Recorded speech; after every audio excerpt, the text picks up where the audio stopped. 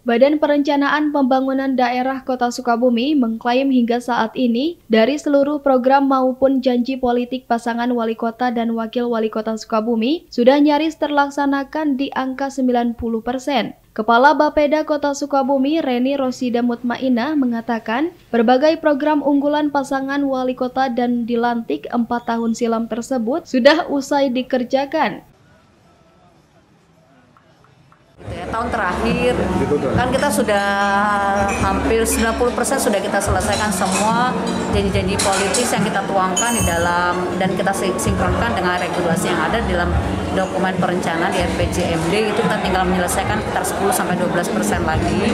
Kalau di infrastruktur kita sudah hampir semua kita selesaikan, tinggal kita peningkatan kualitas dari infrastruktur yang selesaikan.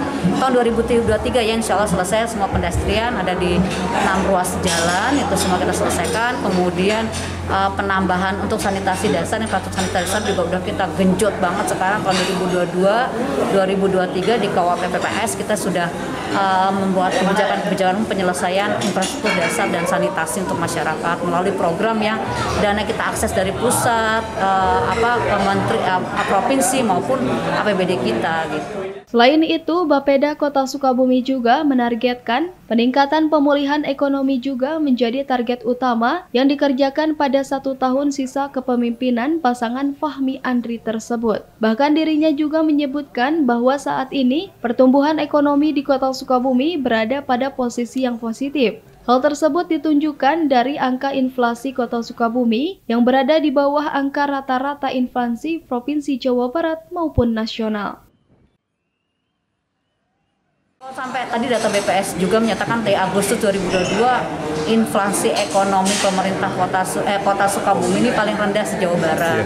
Artinya kalau kami dari tahun 2000 isu strategis kita adalah pengendalian inflasi, laju pertumbuhan ekonomi kita tingkatkan dengan kita berikan dalam program kegiatan di SKPD. Mudah-mudahan merupakan salah satu hasil ya bahwa cukup efektif kami melakukan perencanaan penganggaran untuk menekan inflasi dan meningkatkan laju pertumbuhan ekonomi. Karena laju pertumbuhan ekonomi kita positif, PDRB per kapita kita tetap bisa kita jaga baik. Artinya pertumbuhan ekonomi, geliat ekonomi masyarakat Kota Sukabumi baik yang benar-benar karena dukungan infrastruktur yang ada dan mungkin pembangunan infrastruktur yang cukup fenomenal gitu ya.